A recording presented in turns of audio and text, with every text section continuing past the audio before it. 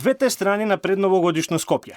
Празен плоштад и скромна понуда на едната, детски џагор и богата новогодишна програма на другата страна на престолнината. Новогодишните празници го поделија главниот град. Празничната еуфорија не секаде исто се чувствува. На плоштадот Македонија воопшто не владее празнична еуфорија. Центарот на Скопје, предновогодишно. Речиси празен со скромна новогодишна понуда.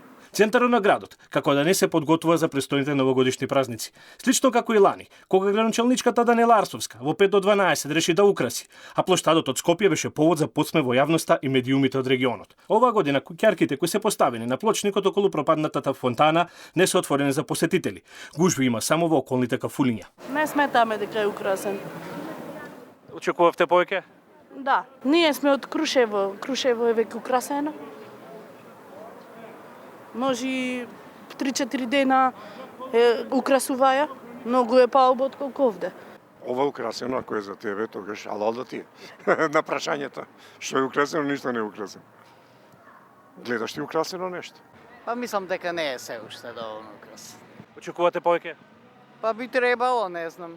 Но не е се така мрачно во метрополата. Предновогодишната атмосфера во Скопје сепак се чувствува благодарение на отворањето на Зимзолен, кој се одржува на паркингот на спортскиот центар Јане Сандански во општината Аеродром. Од Зимзолен најавија културна програма која ќе понуди забава за сите генерации, од најмали до највозрастни.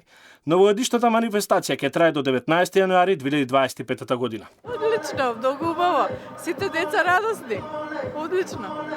Не сме имали Супер, супер. Требаше вакво нешто да има и на други места, не само тук.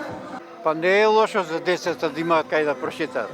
Многу добро, многу убаво, ми се свиѓа, ова го сакаат Скопје, децава највише радост и затоа дојдоме овде да се израдува децава.